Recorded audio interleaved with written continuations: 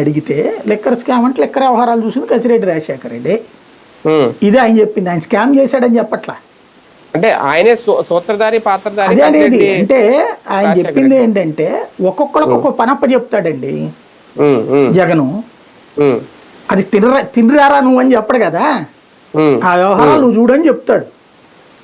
అది ఏం చెప్పేది ఏంది, ఆల్రెడీ సిఐడినే చెప్తుంది కదా, ఇంతకుముందు ఆల్రెడీ పేపర్లోనే రాశారు కదా. మైనింగ్ ఏం చూస్తున్నాడు, లెక్కర్ ఏం చూస్తున్నాడు అని ఇప్పుడు వాళ్ళ మీదనే కేసులు పెడుతున్నారు కదా. కొత్తగా చెప్పేది ఏముంది అందులో, నాకు సంబంధం లేదని చెప్పే ఉద్దేశం అక్కడ అంతే. అది అవును, నాకు సంబంధం లేదు ఆయన చూసుకున్నాడని చెప్పడం బేసిక్ గా.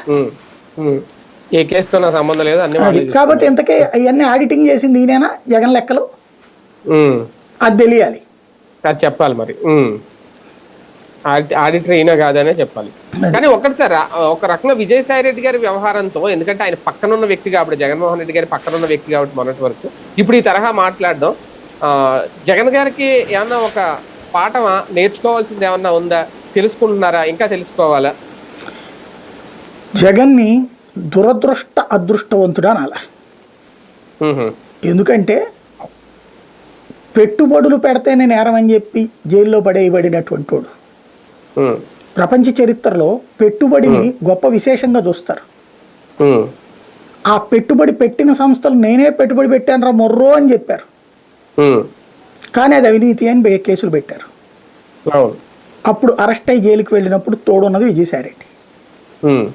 ఇక అతనికి పొలిటికల్ కెరీర్ని ఆ రోజునే తొక్కేయాలని చూశారు, కానీ ఫినిక్స్ పక్షిలా పైకి లేచి వచ్చాడు. ఆ వేగం తట్టుకోలేకపోయారు అవతల వాళ్ళు.